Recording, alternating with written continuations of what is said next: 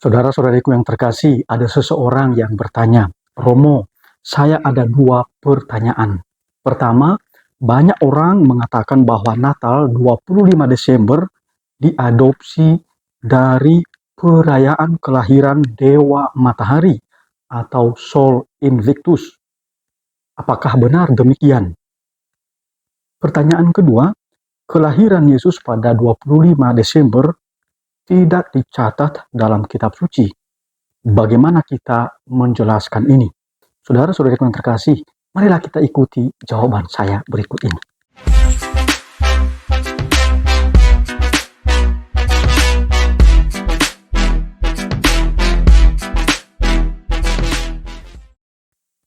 Saya memiliki jawaban yang cukup panjang mengenai dua pertanyaan ini. Tetapi sebelum saya menyampaikan jawaban yang panjang, saya sampaikan ringkasan dari jawaban saya tersebut. Pertama, data sejarah gereja. Sejak awal berdirinya gereja, Natal sudah dirayakan pada 25 Desember. Paus Santo Telesforus sudah merayakan Natal pada 24 Desember malam. Berarti ini sudah termasuk tanggal 25 Desember sejak tahun 125. Santo Theophilus dari Antioquia juga menulis bahwa Yesus lahir pada tanggal 25 Desember. Santo Theophilus hidup antara tahun 120 sampai 184 Masehi. Santo Irenaeus yang lahir antara 120 sampai 124 Masehi mencatat dalam bukunya yang berjudul Adversus Heresis atau Against Heresis bahwa Bunda Maria mengandung pada bulan Maret. Berarti Yesus lahir pada bulan Desember, pada tanggal 25 Desember. Santo Irenaeus merupakan murid dari Santo Polikarpus, sedangkan Santo Polikarpus adalah murid dari Rasul Yohanes yang adalah murid Yesus sendiri. Santo Hippolytus dari Roma menjadi paus pada tahun 217 sampai 235. Pada tahun 204, ia mencatat bahwa Yesus lahir pada 25 Desember. Sementara kelahiran Dewa Matahari pada 25 Desember baru terjadi pada tahun 274. Padahal Natal sudah dirayakan sejak tahun 125 berdasarkan data sejarah gereja ini. Datanya begini, tanggal 25 Desember sebagai perayaan Dewa Matahari terjadi pada zaman Kaisar Aurelianus tahun 214 sampai 274 dan Kaisar Julianus tahun 332 sampai 362. Kelahiran Dewa Matahari sendiri pada tahun 274. Artinya gereja tidak mengadopsi tanggal kelahiran Dewa Matahari. Banyak ahli sejarah yang berkesimpulan bahwa justru Kaisar Aurelianus atau Kaisar Julianus yang mengadopsi perayaan Natal. Saya rasa ini sangat jelas. Kedua, data berdasarkan Injil Lukas bab 1. Kisah Lukas bahwa pada zaman Herodes, Raja Yudea adalah seorang imam yang bernama Zakaria dari rombongan Abia. Waktu Zakaria melaksanakan pelayanan di bait suci, seorang malaikat Tuhan memberi kabar kepadanya bahwa istrinya Elizabeth akan mengandung, yaitu Yohanes Pembaptis, diperoleh data yang sangat penting. Ahli tafsir Annie Zoberg dan Profesor Semarjahu Talmon meneliti data ini berdasarkan kalender Yobel dan kalender Qumran yang dipakai oleh kaum Esseni. Mereka temukan data bahwa pertama, tanggal ketika malaikat memberitahu Zakaria bahwa Elizabeth istrinya mengandung, yaitu Yohanes Pembaptis, terjadi pada tanggal 23 September. Kedua, 6 bulan kemudian, yakni pada 25 Maret, malaikat Gabriel memberi kabar kepada Bunda Maria bahwa ia akan mengandung dari Roh Kudus. Dengan data ini, maka Bunda Maria melahirkan Yesus pada 25 Desember. Dari ringkasan di atas, sangat jelas bahwa pertama, Natal 25 Desember tidak diadopsi dari perayaan kelahiran Dewa Matahari. Kedua, data Natal 25 Desember dapat ditelusuri berdasarkan tafsiran kitab suci yang berbasis data arkeolog dari data kalender Yobel dan Qumran. Itu ringkasan dari paparan saya ini. Dan sekarang saya mau memaparkan versi panjangnya. Teman-teman yang terkasih, sangat bagus kalau Anda mengikutinya. Walaupun juga nanti ya teks ini saya akan posting juga di bawah ya video ini di dalam YouTube saya. Silakan baca dan silakan juga dengarkan video yang sangat menarik ini. Izinkan saya terlebih dahulu memaparkan data penelitian dari dua ahli yang menafsirkan Injil Lukas tentang kelahiran Yohanes Pembaptis dan Yesus Kristus. Paparan ini kami rangkum dari tulisan Profesor Tommaso Federici yang berjudul ya, 24 Giugno, 23 Settembre, 25 Dicembre, Date Storiche, atau 24 Juni, 23 September, dan 25 Desember, data historis. Ketika gereja merayakan kelahiran Yesus pada 25 Desember, gereja mengacu pada ingatan yang tak terputus dari komunitas Kristen mula-mula tentang peristiwa-peristiwa Injil dan tempat-tempat di mana peristiwa itu terjadi. Perayaan kelahiran Yesus pada tanggal 25 Desember bukanlah pilihan yang sembarangan untuk menggantikan perayaan-perayaan pagan kuno. Sudah lama tersebar tuduhan yang salah bahwa perayaan Natal Tuhan Yesus ada kaitannya dengan paham paganisme. Tuduhan itu mengatakan bahwa perayaan kelahiran Yesus ditetapkan pada 25 Desember untuk menangkal perayaan kafir yang berbahaya, yaitu Natal Solis Invicti atau kelahiran Dewa Matahari yang tak terkalahkan, atau istilah lainnya adalah Sol Invictus. Padahal perayaan kelahiran Dewa Matahari itu ditetapkan pada titik balik matahari musim dingin, tanggal 21 sampai 22 Desember, dan bukan pada tanggal 25 Desember. Dalam Kristianitas dipelihara perayaan liturgis tentang peristiwa ketika malaikat Gabriel mengabarkan kepada perawan Maria dari Nazaret bahwa ia akan mengandung dari Roh Kudus. Ini disebut juga hari raya kabar sukacita Bunda Maria, bahwa Bunda Maria mengandung Putra Allah yang ditetapkan dirayakan pada tanggal 25 Maret. Oleh karena itu, 3 bulan sebelum kelahiran Tuhan pada 25 Desember, perayaan kelahiran Yohanes Pembaptis juga telah ditetapkan, yakni 24 Juni. Namun dunia Kristen Barat tidak merayakan kabar kelahiran Yohanes kepada ayahnya Imam Zakaria pada 23 September. Sebaliknya, dan untuk waktu yang sangat lama, di Suriah Timur diperingati kabar kelahiran Yohanes pada hari Minggu pertama dari waktu pengumuman atau Subart yang mencakup 5 hari Minggu lainnya, yaitu kabar kelahiran Tuhan Yesus kepada perawan Maria, kunjungan Bunda Maria kepada Elizabeth, kelahiran Yohanes Pembaptis, kabar kepada Yusuf bahwa Maria tunangannya mengandung, dan silsilah Tuhan menurut Matius. Bizantium Timur dan sekali lagi sejak dahulu kala juga merayakan kabar malaikat kepada Zakaria pada tanggal 23 September bahwa Elizabeth istrinya mengandung dan diberi nama Yohanes. Secara berurutan kita memiliki 4 tanggal Injil yang bersinggungan satu sama lain, yaitu pertama, kabar gembira yang dibawa malaikat kepada Zakaria bahwa Elizabeth istrinya akan mengandung.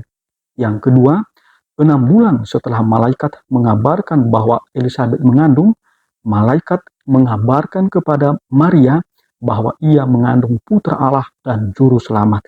Yang ketiga, 2 data penting. Data pertama, sejak malaikat mengabarkan Bunda Maria bahwa ia mengandung terjadi pada 25 Maret dan Bunda Maria melahirkan pada 25 Desember.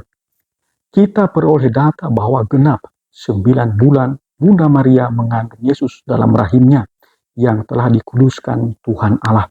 Data kedua, 3 bulan sebelum kelahiran Yesus merupakan data kelahiran Yohanes Pembaptis, yakni 24 Juni. Data keempat, dari kabar malaikat kita memperoleh data penting, yakni malaikat mengabarkan Zakaria bahwa Elizabeth istrinya akan mengandung pada 23 September. 9 bulan kemudian, yakni 24 Juni, Elizabeth melahirkan Yohanes Pembaptis. Dan 3 bulan setelahnya, Bunda Maria melahirkan Yesus Kristus, Tuhan dan Juru Selamat pada 25 Desember. Data penting tentang kabar malaikat kepada Zakaria. Lukas sangat berhati-hati dalam menempatkan suatu kisah. Menurut kisah Injil Lukas itu, malaikat Tuhan sendiri, malaikat Gabriel, 6 bulan sebelum pewartaan kepada Bunda Maria, yaitu Lukas bab 1 ayat 24-38, pada akhir perayaan pengorbanan dan pelayanan di Bait Suci, telah mengumumkan di Bait Suci kepada Imam Zakaria yang sudah lanjut usia bahwa istrinya yang mandul dan sudah tua, Elizabeth, akan mengandung seorang anak laki-laki yang akan dipersiapkan untuk mempersiapkan suatu bangsa bagi Mesias yang akan datang. Bandingkan Lukas bab 1 ayat 5-25. Lukas sangat berhati-hati dalam menempatkan fakta ini dengan presisi yang merujuk kembali kepada sebuah data yang diketahui oleh semua orang pada zaman itu. Oleh karena itu, Lukas menceritakan bahwa Zakaria termasuk dalam golongan Imam Abia. Imam disebut juga Ephemeria. Bandingkan Lukas bab 1 ayat 5. Dan ketika malaikat Gabriel menampakkan diri kepadanya, ia melayani sebagai imam menurut urutan atau taksis dari golongan imam atau Ephemeria itu. Bandingkan Lukas bab 1 ayat 8. Dengan demikian, Lukas mengacu pada fakta umum tanpa kesulitan dan pada fakta yang spesifik dan tepat waktu. Fakta pertama yang diketahui oleh semua orang adalah bahwa di tempat kudus Bait Suci di Yerusalem, menurut penuturan penulis sejarah, Daud sendiri telah mengatur agar anak-anak Harun dibagi ke dalam 24 urutan takseis atau sebaut dalam bahasa Ibrani, yang berarti giliran yang bersifat permanen. Hal itu bisa kita baca di dalam 1 Tawarikh bab 24 ayat 1-19. Golongan-golongan imam ini yang bergantian dalam urutan yang tidak berubah akan melakukan pelayanan liturgis selama 1 minggu dari hari Sabat ke hari Sabat 2 kali setahun. Daftar kelas-kelas atau imam terpelihara hingga penghancuran Bait Suci pada tahun 70 Masehi. Menurut teks Septuaginta, urutan golongan imam ini ditetapkan melalui undian sebagai berikut. Pertama, Yoyarib, kedua, Yedaya, ketiga, Harim, keempat, Seorim, kelima, Malkia, keenam, Miyamin, ketujuh, Hakos, kedelapan, Abia, kesembilan, Yesua, kesepuluh, Sehana, ke-11 Eliasib, ke-12 Yakin, ke-13 Hupa, ke-14 Yesebeab, ke-15 Bilga, ke-16 Imer, ke-17 Hezir, ke-18 Hapizes, ke-19 Petahia, 20 Yehezkel, 21 Yakin, 22 Gamul, 23 Delaya, dan 24 Ma'azia. Daftar urutan golongan para imam ini dapat dibaca juga dalam 1 Tawarikh bab 24 ayat 7-18. Fakta kedua adalah bahwa Zakaria termasuk dalam giliran Imam Abia, yaitu urutan ke-8. Kita sudah dengarkan tadi urutannya. Injil Lukas menulis data yang sangat penting, yakni ketika Imam Zakaria dari rombongan Imam Abia sedang melayani di Bait Suci, dan oleh karena data itu, semua orang dapat mengetahui fungsinya. Kendati Lukas tidak mencatat tanggal giliran rombongan Abia, tetapi pada zaman itu orang tahu persisnya kapan hal itu terjadi. Hanya saja selama berabad-abad, Tidak ada seorang pun yang mau bersusah payah mencatat ingatan tersebut atau melakukan penelitian. Komunitas induknya sendiri, yakni Gereja Yudeo-Kristen Yerusalem yang berbahasa Aram, yang secara tradisional setidaknya selama 2 abad dipimpin oleh sepupu Yesus, Yakobus, dan para penggantinya, tampaknya tidak peduli dengan detail ini yang tidak diketahui oleh orang-orang sezamannya. 2 ahli menemukan tanggal giliran rombongan Imam Abia. Pertama, penelitian ahli besar Perancis Annie Joubert. Pada tahun 1953, ahli besar Perancis Annie Joubert dalam artikelnya Kalender Yobel dan Sekte Qumran, asal-usulnya dari Alkitab, atau dalam bahasa Perancis, Le Calendrier des Jubilés et des Sectes de Qumran, ses origines bibliques, telah mempelajari kalender kitab Yobel Yahudi yang sangat penting yang sudah ada sejak akhir abad kedua sebelum Masehi. Sekarang banyak fragmen teks dari kalender ini yang ditemukan di gua-gua di Qumran. Tidak hanya menunjukkan bahwa kalender ini telah dibuat sendiri oleh orang-orang Esseni yang tinggal di sana sekitar abad kedua sebelum Masehi hingga abad pertama Masehi, tetapi juga bahwa kalender ini masih digunakan. Kalender Yobel dan Qumran ini menggunakan sistem matahari dan tidak memberi nama pada bulan-bulannya, tetapi menyebutnya berdasarkan nomor urut. Dalam penelitian ini disimpulkan bahwa malaikat Tuhan memberi kabar kepada Zakaria bahwa istrinya Elizabeth mengandung pada tanggal 23 September. Ahli ini, yakni Annie Joubert, kemudian menerbitkan beberapa artikel penting lainnya mengenai hal ini. Misalnya, Calendario di Qumran yang dimuat dalam Encyclopedia della Bibbia pada tahun 1969, dan dalam sebuah monograf yang terkenal, Tanggal Perjamuan Terakhir Kalender Alkitab dan Liturgi Kristen, Studi Alkitab, atau dalam bahasa Prancis, La date des chaînes, calendrier biblique et liturgie chrétienne, étude biblique. Annie Joubert juga telah merekonstruksi urutan kejadian-kejadian dalam pekan suci, termasuk perjamuan malam Tuhan. Kedua, penelitian Profesor Semarjahu Talmon. Sementara itu, Profesor Semarjahu Talmon dari Universitas Ibrani Yerusalem juga telah meneliti dokumen-dokumen Qumran dan kalender Yobel dan berhasil menentukan urutan mingguan dari 24 giliran tugas imam di Bait Suci yang masih berlaku pada saat itu. Temuannya disampaikan dalam artikel The Calendar Reckoning of the Sect from the Judean Desert, Aspect of the Dead Sea Scrolls dalam Scripta Hieronymitana pada tahun 1958. Ini adalah sebuah penelitian yang menyeluruh dan penting, tetapi harus dikatakan hampir tidak diperhatikan oleh kalangan yang lebih luas, kecuali Annie Joubert tentu sangat memperhitungkannya. Sekarang daftar yang direkonstruksi oleh Profesor Talmon menunjukkan bahwa giliran rombongan Imam Abia yang ditetapkan 2 kali dalam setahun berulang sebagai berikut. Pertama, giliran pertama kali dari tanggal 8 hingga 14 bulan kalender ketiga, dan kedua, giliran kedua kalinya dari tanggal 24 hingga 30 bulan kalender ke-8. Sekarang menurut kalender matahari, bukan bulan, seperti kalender Yahudi saat ini, waktu kedua ini kira-kira sama dengan 10 hari terakhir di bulan September. Seperti yang sudah dicatat oleh Antonio Amsari tentang asal-usul kalender Natal, atau dalam bahasa Italia, alle origini del calendario natalizio, dimuat dalam Euntes Docete 45 pada 1992, Injil Lukas dengan indikasi tentang giliran rombongan Imam Abia kembali ke tradisi Yudeo-Kristen yang berharga dari Yerusalem yang ia telusuri dan menyatakan bahwa Lukas merupakan narator sejarah yang akurat. Bandingkan Lukas 1 ayat 1-4, menawarkan kemungkinan untuk merekonstruksi beberapa tanggal sejarah.